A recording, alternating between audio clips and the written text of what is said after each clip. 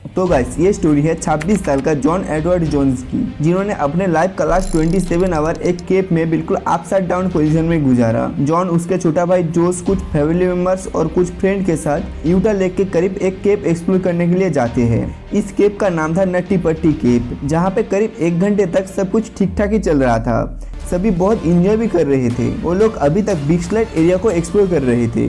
इस चीज को और भी यादगार बनाने के लिए जॉन, उसके छोटा भाई जोस केप का टाफेस्ट एरिया बात कैनाल में जाने का फैसला करते हैं। बट वो दोनों गलती से गलत वे में घुस जाते हैं, जिसके बारे में उनको कुछ भनक ही नहीं था। कुछ देर जाने के बाद जॉन बिल्कुल अपसाइड डाउन पोजीशन में फंस चुका था।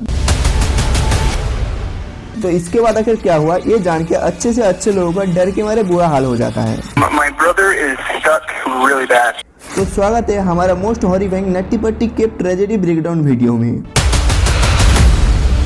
यूनाइटेड स्टेट में सॉल्ट लेक सिटी के पास यूटा लेक के करीब स्थित है नट्टी पट्टी केप, जिसको पहली बार डिस्कवर किया गया था 1960 में डाल ग्रीन नाम के शख्स के द्वारा। बहुत ही कम टाइम पे ये केप बहुत ज्यादा पॉपुलर होने लगा। दुनिया भर के एक्सप्लोरर यहाँ पे विजिट करने लगे। देखते ही देखते ये जगह सिर्फ कुछ ही दिनों के अंदर पॉपुलर टूरिस्ट स्पॉट बन चुका था। यहाँ पे पारे लगभग 25,000 विजिटर्स केप को एक्सप्लोर करने के लिए आने लगा। बट 1999 से लेकर 2004 तक कुछ ऐसा हादसा होने लगा जिसके लिए केप को क्लोज करना पड़ा। 1999 में क्रिस होल्स एंड क्रिस मोरो नाम के 17 साल का 2 विजिटर्स बार्थ कैनाल में लगभग 12 घंटे तक फंसा रहा। बैक टू बैक और भी इंसिडेंट होने की वजह से 24 में 2006 में नट्टी पट्टी केप को परमानेंटली बंद कर दिया गया। लेकिन प्रोफेशनल एंड एक्सपर्ट केपर इस बात को लेकर बिल्कुल खुश नहीं थे। उनका कहना था कि इस केप में जितने भी हादसा होता है वो सभी का विक्टिम बिल्कुल नया एंड अनप्रोफेशनल था। ये लोग ही अक्सर यहाँ पे फंस जाते हैं, इसलिए सिर्फ उन्हीं लोगों को परमिशन देना चाहिए जिसको केविंग का एक्सपीरियंस है।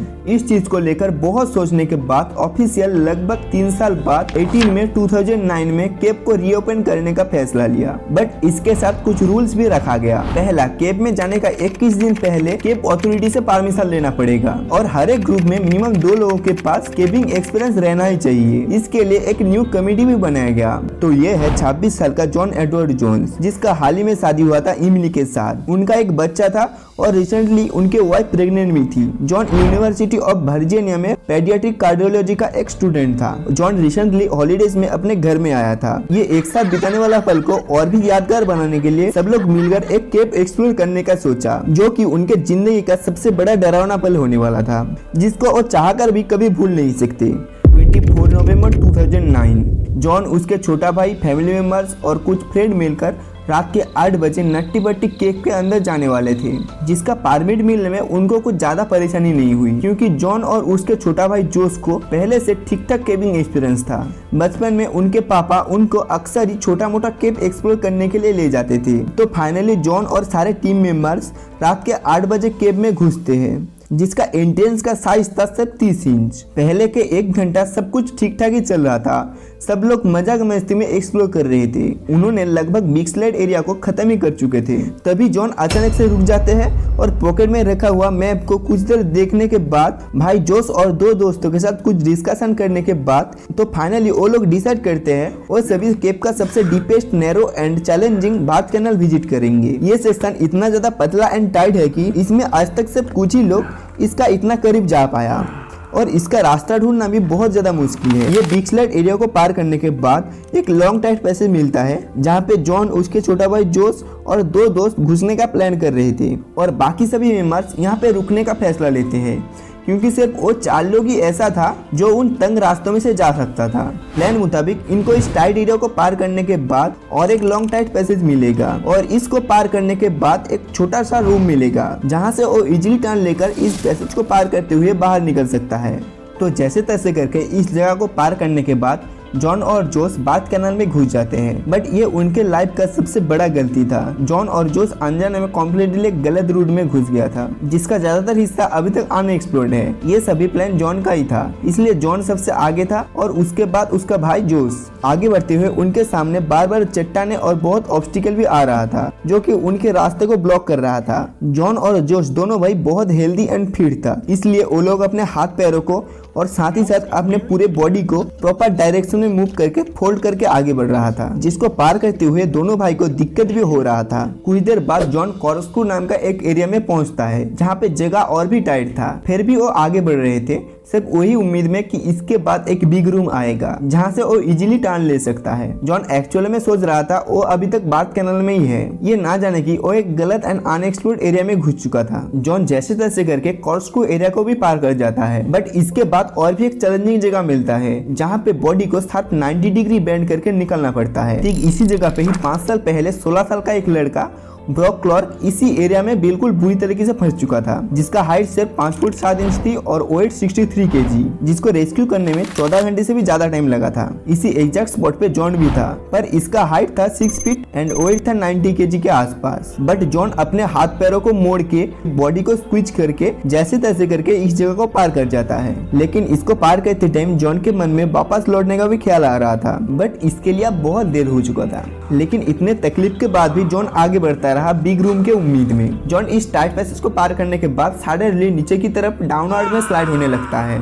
जॉन अपने बॉडी को हाथों की मदद से स्टेबल रखने का कोशिश तो कर रहा था, बट अब उसके हाथों में इतना जान नहीं बची जिससे बॉडी को नीचे जाने से रोक सके। वो अपने भाई को जोर से चिल्ला के बोलता है, जोश यहाँ पे मत आओ, मुझे फॉलो मत करो, वापस लौट जाओ। जॉन कुछ नीचे जाने के बाद उसको एक होल दिखाई देता है। इस होल को देख के जॉन को एक उम्मीद दिखता है। जॉन सोचता है इसके पार ही शायद बिग रूम है। वो धीरे से आगे बढ़ते हुए अपने सिर को इस होल में डालता है, बॉडी को स्क्वीज करते हुए होल में घुस जाता है। अब वो पहुंच चुका था और भी टाइट स्पेस में, जहाँ पे वो बिल्कुल मूव नहीं कर पा रहा था। Unfortunately it was a dead and. यहाँ पे ही पूरे केप का एंडिंग था। इस जगह का लेंथ था सिर्फ 10x18 इंच, मतलब एक फ्रंट लोडिंग वॉशिंग मशीन या एक लैपटॉप स्क्रीन से भी कम जगह। वो अब कम्प्लीटली 70 डिग्री एंगल में अपसाइड डाउन पोजीशन में फंस चुका था एंड उसका हाथ बहुत बुरी तरीके से फंस चुका था, जिससे वो खुद को पुश भी नहीं कर पा रहा था और उसके पैर भी होल के सबसे नैरो साइड में फंस चुका था। वो अपने भाई को कुछ देर तो पुकार लगाता है, बट ये सोच के चुप हो जाता है कि मैं तो खुद ही जोश को यहाँ से लौट जाने को बोला था, शायद से वो अब तक लौट गया होगा। लेकिन जोश अपने भाई का ठीक पीछे ही था कॉर्स्क्रू पाथ पर, लेकिन वो अपने भाई की तरह सर के बल इस जगह को क्रॉस नहीं करते, बल्कि लेग्स को आगे करते हुए आगे बढ़ता है ताकि वो आसानी से रिटर्न हो सके। कुछ देर बाद फाइनली वो पहुंच चुका था उसी जगह पे जहाँ पे जॉन सर के बल अटका हुआ था। जोश जॉन के पैरों को अपने पैरों से अच्छे तरीके से पकड़कर ऊपर खींचने का कोशिश करते हैं। उसको थोड़ा सा ऊपर भी खींच लेता है, बट पैरों को छोड़ते ही जॉन फिर से नीचे अपने इनिशियल पोजीशन में पहुंच जाता था। ऐसे करके बहुत बार ऊपर खींचने का ट्राई करता, लेकिन फिर से वापस नीचे चला जाता। कुछ भी हो जाए, ग्रेविटी तो अपना काम करेगा ना। अंत में दोनों ही फ्रस्ट्रेटेड होकर डिसाइड करते हैं जोश यहाँ से बाहर निकलेगा और रेस्क्यू टीम को बुलाएगा। जोश जैसे तैसे करके कॉर्स्क्रू एरिया को पार करके बाहर जाता है और सारे टीम मेंबर्स के साथ मिलकर रेस्क्यू अथॉरिटी को कांटेक्ट करके सारी सिचुएशन समझाता है। 911, what's the address of your emergency? We're at Nutty Putty Cave. My brother is stuck really bad. लगभग 12:30 बजे के आसपास पहला रेस्क्यूअर आता है, जिसका नाम था सुसी। इसका हाइट था सिर्फ 5 फुट 3 इंच, जिसके लिए वो इजीली कॉर्स्क्रू एरिया को पार कर गया। सुसी के पैरों में एक रस्सी बांधा गया, जिससे वो कहीं भी अटक जाए तो उसको इजीली रस्सी खींच के बाहर निकाला जा सके। सुसी जैसे तैसे करके जॉन के पास पहुंच जाता है। जॉन का सिचुएशन देख के पहले तो वो भी एक बार डर गया था। सुसी जॉन के पास जाकर बोलता है, hi John, my name is Susie. Hi Susie, thanks for coming, but I really want to get out. No worry John, you are going to be out here soon. John को ये professional rescuer देख के लग रहा था वो जल्दी ही यहाँ से बाहर निकल जाएगा, लेकिन ये सोचना भी उसका बहुत बड़ा गलती था। सुसी एक रोप को लेकर जॉन के पैरों में अच्छे से बांध देता है एंड इसके बाद रोप को बाहर से खींचा जाता है, बट रोप में बहुत ज्यादा फ्रिक्शन होने की वजह से ये आइडिया भी कुछ खास काम नहीं करता। सुसी जॉन के जिंक्स को भी काट देता है, जिससे 1 सेंटीमीटर ज्यादा स्पेस मिल सके, लेकिन इससे भी कुछ खास फर्क नहीं पड़ता। लगभग 2 घंटा जितना भी कर सकता था वो सभी चीजें ट्राई करने के बाद सुसी फ्रस्ट्रेटेड होकर बाहर निकल जाता है। देखते ही देखते बाहर जॉन के वाइफ, उनके बेटी और एक करके रेस्क्यू टीम के 30 लोग पहुंच चुका था। ये सब कुछ चल ही रहा था। इस बीच एक डॉक्टर ने बोला जॉन इस अपसाइड डाउन पोजीशन में ज्यादा से ज्यादा 10 घंटों तक जिंदा रह सकेगा। इसके बाद एक करके उसका ऑर्गन फेल होने लगेगा। गाइस, ह्यूमन बॉडी सीधा रहने के लिए बना है, जिसमें हार्ट का लोकेशन बॉडी के ऊपरी हिस्से में बिल्कुल इस जगह पे है। हार्ट ब्लड पंप करके पूरी बॉडी को ब्लड सप्लाई करते हैं, जिसमें लगभग 80% खून को बॉडी के नीचे वाला एरिया में पहुंचाना होता है, जिसमें ग्रेविटी भी एक बड़ा रोल प्ले करता है। ग्रेविटी की मदद से ही खून बॉडी के निचली भागों में इजीली पहुंचता है, बट जॉन के इस अपसाइड डाउन पोजीशन में बहुत देर रहने की वजह से हार्ट को बहुत ज्यादा जोर लगा के ग्रेविटी के अगेंस्ट 80% खून को ऊपर पहुंचाना होता है, जिसमें हार्ट में बहुत ज्यादा प्रेशर क्रिएट होगा। इसके वजह से ही जॉन को किसी भी वक्त हार्ट अटैक आ सकता है। इसलिए फटाफट से जॉन को बाहर निकालने का दूसरा तरकीब के बारे में डिस्कशन हुआ, जिसमें जॉन के 2 लेग्स को काट के बाहर निकालने के बारे में भी सोचा गया। At the end finally police system fit करने का डिसीजन लिया गया। एक रोप को पैरों में बांधकर जॉन को पुलिस सिस्टम के मदद से खींच के निकाला जाएगा। बट ये सभी पुलिस को फिट करना बहुत ही चैलेंजिंग एंड टाइम कंज्यूमिंग था। पुलिस को ड्रिल के मदद से ही फिट किया जाएगा, जिसके इतना वाइब्रेशन की वजह से किसी भी वक्त एग्जिट वे ब्लॉक होने का डर था। ये जो ड्रिलिंग विलिंग हो रहा था वो ग्राउंड लेवल से लगभग 700 फीट नीचे किया जा रहा था, जो कि सच में बहुत ही डेंजरस था। इस बीच जॉन के पास एक कम्युनिकेशन सिस्टम लगाया गया, जिसके मदद से जॉन और उसके वाइफ के साथ बात कराया गया। जितने भी देर पुलिस सिस्टम फीड हो रहा था, पूरे टाइम एक रेस्क्यूअर जॉन के साथ था, जो उसको थोड़ा सा रिलैक्स फील करवाने का कोशिश कर रहा था। देखते ही देखते जॉन को इस अपसाइड डाउन पोजीशन में 12 घंटा बीत चुका था। इधर पे केप का ऑक्सीजन कॉन्सेंट्रेशन भी कम हो रहा था, जिससे जॉन का सांस लेना और भी मुश्किल हो रहा था और धीरे धीरे ऑर्गन फेलियर का भी खतरा बढ़ रहा था। जॉन अब हेलुसिनेशन करने लगा था और पैनिक भी हो रहा था। इसलिए जॉन को फिर से वाइफ के साथ बात करवाया गया, जिससे जॉन अब थोड़ा सा शांत हो चुका था। देखते ही देखते 18 घंटा बीत चुका था। ड्रिल करते हुए रेस्क्यूअर भी एग्जॉस्ट हो रहा था, फिर भी वो बिना रुके ड्रिल करता रहा। कुछ देर बाद फाइनली ड्रिलिंग का काम भी खत्म हो चुका था और सारे पुलिस भी फिट हो चुका था। अब रियान नाम का एक रेस्क्यूअर जॉन के पास जाकर उसके पैरों में रस्सी अच्छे से बांध देता है और जॉन के पैर जो इस होल का सबसे नैरो प्लेस में फंस चुका था, उसको भी खींच के प्रॉपर प्लेस में कर देता है। तो अब रस्सी को बाहर से खींचा गया। पुलिस सिस्टम भी ठीक ठाक काम कर रहा था, बट जॉन के पैर इतना देर से उल्टा रहने की वजह से अल्ट्रा सेंसिटिव बन चुका था, जो थोड़ी रस्सी खींचते ही बहुत दर्द होने लगता था। ऐसे ही 2-3 बार ट्राई करने के बाद फाइनली जॉन अब इतना ऊपर आ चुका था, जिससे वो रियान को इजीली देख पा रहा था।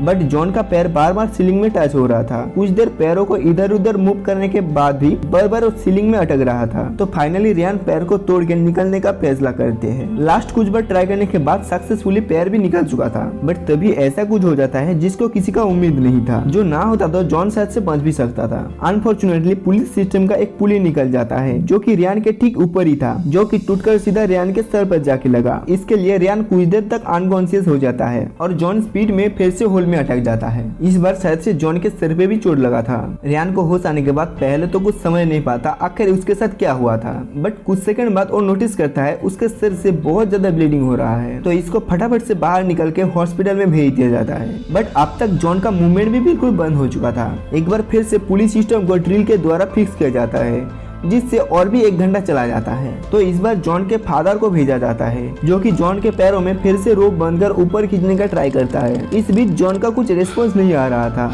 बट उसका सांसें चल रहा था अभी तक। बट यहाँ पे बिना जॉन के सहारे एक 90 kg के आदमी को बाहर निकालना बिल्कुल ही इम्पॉसिबल था। तो जॉन के फादर भी बहुत देर ट्राई करने के बाद फ्रस्ट्रेटेड होकर बाहर निकल जाता है, जो कि खुद ही बाहर निकलते टाइम 10 मिनट फंस चुका था। फिर से एक नया रेस्क्यूअर को भेजा गया, जहाँ पे वो बहुत देर ट्राई करने के बाद भी कुछ नहीं कर पाता।